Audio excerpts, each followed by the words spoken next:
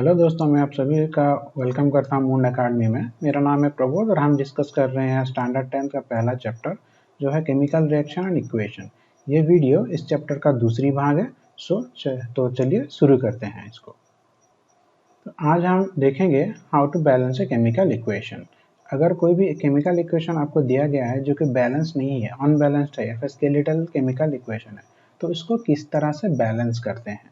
तो देखिए, यहाँ पे एक केमिकल इक्वेशन है, जैसे कि ये हो गया आपका आयरन। आयरन जब वाटर मॉलिक्यूल के साथ रिएक्ट करता है, वाटर के साथ, तो आयरन ऑक्साइड बनता है और हाइड्रोजन गैस यहाँ से इवॉल्व होता है। तो यहाँ पे अगर हम इसका नंबर ऑफ एटम्स कैलकुलेट करते हैं तो देखिए ये Fe है, यहाँ पे कितना नंबर ऑफ एटम्स है, एक है, 1। यहाँ पे हो गया 3, मतलब ये आयरन के लिए बैलेंस्ड नहीं है। फिर आ गया हाइड्रोजन। हाइड्रोजन यहाँ पे 2 है, यहाँ पे 2 है, तो हाइड्रोजन के लिए तो ये ठीक है। पर ऑक्सीजन यहाँ पे हो गया 1, यहाँ पे हो गया 4, तो ऑक्सीजन के लिए भी ये बैलेंस्ड नहीं है। मतलब ये आयरन और ऑक्सीजन, इन दोनों को हमें बैलेंस करना पड़ेगा। तो ये किस तरह से हम कर सकते हैं, देखिए स्टेप 1। पहला स्टेप में हमें क्या करना है, first draw boxes around each formula. पहले ये जो फार्मूला आपको गिवन दिया गया है इसको लिख देना है जैसे कि इसको दिया गया है। फिर इसके चारों तरफ ऐसे बॉक्स बनाना है, ऐसे ऐसे बॉक्सेस बनाने हैं, ठीक है। तो इस साइड को हम बोलेंगे रिएक्टेंट साइड, ये हमने प्रीवियस वीडियो में डिस्कस किया था। इस साइड को बोलेंगे हम प्रोडक्ट साइड। तो बैलेंस्ड केमिकल रिएक्शन में क्या होता है, रिएक्टेंट साइड का नंबर ऑफ एटम्स और प्रोडक्ट साइड का नंबर ऑफ एटम्स सेम होता है। तो अब हम देखेंगे कि इस नंबर ऑफ एटम्स जो कि डिफर कर रहा है यहाँ पे इस इक्वेशन में, तो इसको हम किस तरह से सेम करेंगे। तो पहला स्टेप क्या है, जो भी आपको इक्वेशन दिया गया है उसको एज इट इज लिखना है और उसको ईच कंपाउंड में चारों तरफ बॉक्स बनाना है। फिर स्टेप 2 में क्या करना है, list the number of atoms of different elements present in the unbalanced equation. अब ये हो गया आपका अनबैलेंस्ड इक्वेशन है, यहाँ पे कितना एलिमेंट्स है। जैसे कि ये है कि पहला एलिमेंट हो गया Fe आयरन, तो हम लिख दिया Fe। फिर हो गया H हाइड्रोजन, हमने लिख दिया H। फिर आ गया ऑक्सीजन, तो हमने लिख दिया O। तो इस केमिकल इक्वेशन में तो टोटल 3 तरह के अलग अलग एटम है। एक हो गया आपका आयरन फेरस, एक हो गया आपका हाइड्रोजन और एक तीसरा हो गया आपका ऑक्सीजन। तो इन तीनों का नाम हमने यहाँ पे लिख दिया। फिर हम यहाँ पे LHS लेंगे, लेफ्ट हैंड साइड, मतलब जो कि रिएक्टेंट साइड है, ये वाला, ये वाली साइड, ये वाली, ये हो गया रिएक्टेंट साइड। यहाँ पे आयरन कितना है, आयरन है 1, तो 1 लिख दिया। फिर हाइड्रोजन 2 है तो 2 लिख लिया। फिर ऑक्सीजन 1 है तो 1 लिख लिया। उस तरह से हम एक कॉलम बनाएंगे जो हो गया RHS, मतलब राइट हैंड साइड, जो कि हो गया प्रोडक्ट साइड, ये वाला हो गया आपका प्रोडक्ट साइड। तो उस तरह से हम यहाँ पे भी कैलकुलेशन करेंगे। तो आयरन यहाँ पे 3 है, देखिए ये वाला 3 है। फिर हाइड्रोजन 2 है तो यहाँ पे हमने 2 लिया। फिर ऑक्सीजन यहाँ पे 4 है, ये वाला देखिए ये हो गया 4, तो इसलिए हमने 4 ले लिया, ठीक है। ये हमारा दूसरा स्टेप खत्म हो गया, ठीक है। तो अब आ गया हमारा तीसरा स्टेप। तीसरे स्टेप में क्या होता है, start balancing with the compound that contains the maximum number of atoms, it may be A reactant और ए प्रोडक्ट। तो जब हमने इसको बॉक्स बना लिया, बॉक्स बना के बाद इसको टेबल करके देख लिया, तो अब हमें ये देखना है कि ये जो इंडिविजुअल बॉक्स है इसमें से किस में से सबसे ज़्यादा एटम्स हैं, कौन सा वाला सबसे ज़्यादा एटम है। देखिए यहाँ पे इस बॉक्स में क्या है, ये हो गया आयरन। आयरन में सिर्फ एक ही एटम है, ये वाला 1 है।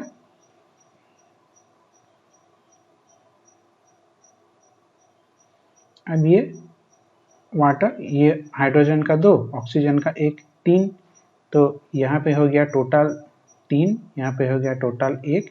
अब इस बॉक्स में देखिए ये आयरन का 3 है, ऑक्सीजन का 4 है, 4 और 3 कितना होगा 7, ये हो गया 7, और ये हो गया हाइड्रोजन, तो यहाँ पे 2 है, तो ये हो गया 2। तो हमारे पास कितना कितना नंबर आया, 1, 3, 7 और 2। अब इन चारों में से सबसे बड़ा कौन सा है, सबसे बड़ा है 7, तो हमें यहाँ से शुरू करना है, इस बॉक्स से शुरू करना है। अब इस बॉक्स में भी 2 एटम्स हैं, एक हो गया आयरन और एक हो गया ऑक्सीजन। इन दोनों में से सबसे बड़ा कौन सा है, ये वाला, ऑक्सीजन, आयरन का 3 है, ऑक्सीजन का 4 है। तो यहाँ से हमें शुरू करना है, शुरुआत हमें ऑक्सीजन से करना है। तो सबसे पहले क्या करना है, जो भी हमने बॉक्स बनाया उसमें से total number of atoms calculate करना है। जैसे कि ये वाला आ गया 1, ये वाला 3, ये वाला 7 और ये वाला 2। अब इसमें से जो सबसे ज़्यादा नंबर आया, जैसे कि ये 7, अब ये 7 में से 2 हैं, एक है आयरन और एक है ऑक्सीजन। इन दोनों में से कौन से ज़्यादा है, मतलब ज़्यादा वाले का ज़्यादा, ये 4। तो हमें ऑक्सीजन से शुरू करना है। तो देखिए यहाँ पे ऑक्सीजन हो गया, यहाँ पे ऑक्सीजन हो गया 4, और यहाँ पे हो गया 1। तो इसलिए हमें यहाँ पे क्या करना है, 4 मल्टीप्लाई करना है, इधर 4 मल्टीप्लाई करना है। जब भी हम इक्वेशन को जब भी हम बैलेंस करेंगे, जो भी हम मल्टीप्लिकेशन करेंगे वो बॉक्स के बाहर करेंगे, लेफ्ट साइड में। अब यहाँ पे मत लिख देना 4, ये H2O4 लिखोगे तो ये गलत हो जाएगा, ऐसा नहीं करना है, ठीक है। तो हम ये 4 यहाँ पे मल्टीप्लाई करेंगे बॉक्स से बाहर। अब 4 इंटू O 4 हो गया, ये O4, ये ऑक्सीजन वाला बैलेंस हो गया, ठीक है। इसके बाद स्टेप 4, हम ऑक्सीजन तो बैलेंस हो गया। अब ऑक्सीजन जब बैलेंस हो गया उसके बाद Fe and H atoms are still not balance. अब देखिए यहाँ पे ऑक्सीजन 4 ऑक्सीजन, ये 4 ऑक्सीजन, ये बैलेंस हो गया। अब यहाँ पे आयरन कितना है, 1, यहाँ पे आयरन है 3, ये बैलेंस नहीं है। अब यहाँ पे हाइड्रोजन कितना है, ये जो 4 हमने मल्टीप्लाई किया, ये पूरा टोटल बॉक्स के साथ मल्टीप्लाई हुआ है। ये बॉक्स के अंदर जितना भी एटम्स हैं सभी के साथ ये 4 मल्टीप्लाई हुआ है। ऐसा नहीं है कि 4 सिर्फ ऑक्सीजन के साथ ही मल्टीप्लाई हुआ है। ये 4 इंटू ऑक्सीजन का 1, 4 ऑक्सीजन, ये 4 इंटू हाइड्रोजन का 2, ये 4 इंटू 2, 2 इंटू 4 दैट इज 8। मतलब अगर हम जब 4 इंटू H2O करते हैं तो H2O का मतलब क्या है, H2O1। तो ये जो 4 हमने मल्टीप्लाई किया, ये 4 2 के साथ भी मल्टीप्लाई होगा और ये 4 1 के साथ भी मल्टीप्लाई होगा। तो 4H2O का मतलब है 4 इंटू 1 4, मतलब 4 ऑक्सीजन, 4 इंटू 2 8, मतलब 8 हाइड्रोजन। तो अभी हमारे पास कितना है, 8 हाइड्रोजन है, ठीक है। तो आयरन हो गया यहाँ पे 1, यहाँ पे 3, हाइड्रोजन हो गया यहाँ पे 8, यहाँ पे 2। अब जबकि हमने सबसे बड़ा वाला ऑक्सीजन को बैलेंस कर दिया, अब हमारे पास बचा 2, एक है आयरन, एक है हाइड्रोजन। अब इन दोनों में से अब कहीं किसी को भी पहले बैलेंस कर सकते हो। ऐसा जरूरी नहीं है कि पहले हाइड्रोजन को करना है या फिर पहले आयरन को करना है। आप या तो आयरन को सबसे पहले कर सकते हो, हाइड्रोजन को बाद में, या फिर हाइड्रोजन को पहले और आयरन को बाद में। ये आपके ऊपर डिपेंड करता है। तो चलिए यहाँ पे हम हाइड्रोजन को बैलेंस करते हैं। तो यहाँ पे कितना हाइड्रोजन था हमारे पास, 8 हाइड्रोजन, 4 इंटू 2 8। यहाँ पे कितना है हाइड्रोजन, 2 है। तो यहाँ पे इसलिए हम 4 मल्टीप्लाई करेंगे। तो 4 इंटू 2 ये हो गया 8 हाइड्रोजन। अभी हमारे पास 8 हाइड्रोजन है, यहाँ पे भी 8 हाइड्रोजन है, 4 ऑक्सीजन, 4 ऑक्सीजन, बस एक बचा आयरन। यहाँ पे 1 है, यहाँ पे 3 है। अब आयरन को कैसे बैलेंस करेंगे, यहाँ पे 1 है, यहाँ पे 3 है, तो इधर 3 मल्टीप्लाई कर दीजिए, 3Fe। तो हो गया आपका इक्वेशन बैलेंस्ड। तो देखिए ये आगे यही वाला होगा, देखिए यहाँ पे 3 मल्टीप्लाई किया गया है। तो ये हो गया आपका बैलेंस्ड केमिकल इक्वेशन। स्टेप 6 में क्या करेंगे, इसको हम चेक करेंगे कि ये बैलेंस हुआ है, हमने जो इसको बैलेंस किया है ये सही में हुआ है या नहीं है। देखिए चेक कर देते हैं, 3 आयरन है, 3 आयरन है, 3 3 हो गया, 4 इंटू 2 8 हाइड्रोजन है, 4 इंटू 2 8 हाइड्रोजन है, 4 इंटू ऑक्सीजन, इधर 1 है, तो 4 इंटू 1 4 ऑक्सीजन है, और ये वाला 4 ऑक्सीजन है। तो मतलब ये हमारा अब हो गया बैलेंस्ड केमिकल इक्वेशन। जो अनबैलेंस से बैलेंस्ड खत्म हो गया, अनबैलेंस से बैलेंस कन्वर्ट हो गया। So the number of atoms of elements on both sides are equal. This equation is now balanced. This method of balanced chemical equation is called heat and trial method. तो हमने ये unbalanced chemical equation को balanced बनाने के लिए जिस method का इस्तेमाल किया, जिस टिप्स का इस्तेमाल किया, उस मेथड को हम बोलते हैं heat and trial. Heat and trial को छोड़ के और भी बहुत सारे मेथड्स हैं, वो हम आगे की वीडियोस में डिस्कस करेंगे, ठीक है। ये हो गया हमारा लास्ट स्टेप। यहाँ पे एक स्टार मार्क है, यहाँ पे स्टार मार्क क्यों है वो हम बाद में डिस्कस करेंगे। ये देखिए स्टेप 7 में ये स्टार मार्क है, ये बाद में डिस्कस करेंगे क्यों है। So writing symbol of physical state. तो अभी हमने क्या किया, हमारे पास हमें एक अनबैलेंस्ड केमिकल इक्वेशन दिया गया था, उसको हमने बैलेंस कर दिया।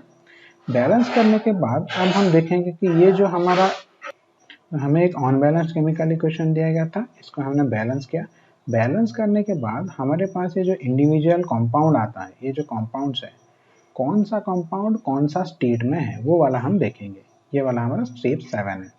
तो देखिए यहाँ पे इसका क्या क्या मीनिंग है। जी गैसियस स्टेट के लिए यूज होता है, एल लिक्विड के लिए होता है, एस सॉलिड के लिए होता है, और हो गया एक्यू का मतलब है एक्वा, जिस इक्वेशन में पानी का यूज किया गया हो, ठीक है, एक्वस सोल्यूशन हो जो। तो word aqueous aq is written if reactant और product present in a solution in water. तो अगर सोल्यूशन में वाटर रहा तो हम एक्यू का यूज करेंगे, एक्वस सोल्यूशन, ठीक है। इसके बाद इसके about aqueous solution, aqueous solution के बारे में हम बाद में डिस्कस करेंगे, क्योंकि देखिए यहाँ पे H2O है, H2O का मतलब पानी है, पर यहाँ पे जी लिखाया गया, गैस, एक्वस नहीं लिखाया गया है। तो किस किस जगह पे हम एक्वस लिखेंगे वो हम बाद में डिस्कस करेंगे आने वाले वीडियोस में। तो देखिए ये हो गया आयरन, आयरन का सॉलिड स्टेट है तो इसलिए हमने एस लिखा। ये H2O, यहाँ पे जो ये जी लिखा है मतलब ये गैसियस स्टेट में है, ये जो वाटर है ये वेपर स्टेट में है। अब वेपर स्टेट में क्यों है, जैसे कि ये एक आयरन पीस है, आयरन पीस को आप ऐसे ही छोड़ देते हो तो यहाँ पे क्या होता है, जंग लग जाती है। तो आयरन के साथ अगर ऑक्सीजन ऐड होता है, ऑक्सीजन और वाटर ऐड होता है, तभी इसमें जंग लगता है, नहीं तो नहीं लगेगा। अब ये जो वाटर जो आया है तो ये कहाँ से आ गया, एटमॉस्फेयर से ही आएगा। अब एटमॉस्फेयर में वाटर गैसियस स्टेट में रहता है तो यहाँ पे ये जी लिखाया गया है। अब ये आयरन ऑक्साइड है, जंग लगने के बाद वाला आयरन जो कि ब्राउन कलर का हो जाता है, तो अब ये सॉलिड स्टेट में रहता है। अब इस रिएक्शन के बाद ये हाइड्रोजन गैस निकलेगा, अब हाइड्रोजन तो गैस है ये जी, तो इसलिए ये गैसियस स्टेट में है, ठीक है। यहाँ पे कुछ मिसलेनियस पॉइंट्स हैं। Usually physical state are not included in a chemical equation unless it is necessary to specify them. Generally क्या होता है, जो हमने अभी लिखा थोड़ी देर पहले, जैसे कि ये वाला हमने जो लिखा, ये सॉलिड गैस, ये वाला इन जनरल नहीं लिखा जाता है। अगर आपको स्पेसिफिकली पूछा जाए तभी ये लिखना जरूरी है, इसीलिए हमने इसको स्टार मार्क किया था। ये जरूरी नहीं है अभी के लिए, स्टैंडर्ड 10 के लिए ये जरूरी नहीं है, जब 11th आ जाएगा तब ये जरूरी हो जाएगा, ठीक है।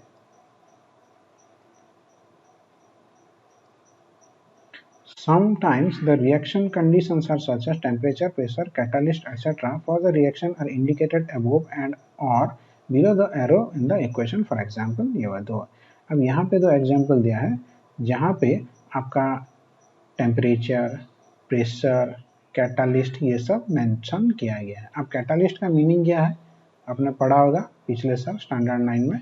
कैटालिस्ट वो चीज होता है जो कि एक रिएक्शन को कंट्रोल करता है, रिएक्शन कितना फास्ट होगा कितना स्लो होगा ये उस चीज को कंट्रोल करता है, ठीक है। कैटालिस्ट एक रिएक्शन का रेट को बढ़ा देता है, जैसे कि 1 सेकेंड में कुछ मान लीजिए 1 ग्राम कोई चीज बर्न हो रहा है, तो उसको उसमें अगर कैटालिस्ट डाल दिया तो 1 सेकेंड में 1 ग्राम की जगह 4 ग्राम 5 ग्राम बर्न होने लगेगा, तो उस चीज को हम कैटालिस्ट बोलेंगे।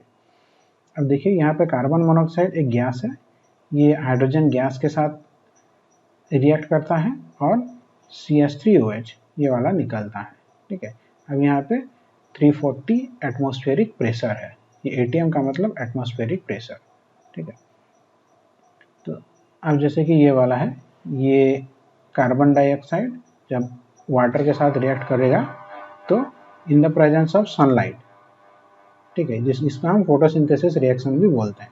यहाँ पे ग्लूकोज निकलेगा, ये ग्लूकोज का सिंबल, ये केमिकल फॉर्मूला है, फिर ऑक्सीजन निकलेगा, फिर हाइड्रोजन निकलेगा, ठीक है। ये दोनों एग्जाम्पल है। तो आज के इस वीडियो के लिए इतना ही। नेक्स्ट वीडियो में हम कुछ क्वेश्चन आंसर डिस्कस करेंगे। अगर आपको इस वीडियो में कुछ डाउट रह गया तो आप डायरेक्टली कमेंट सेक्शन में कमेंट देके पूछ सकते हैं, ठीक है। Thank you and have a nice day.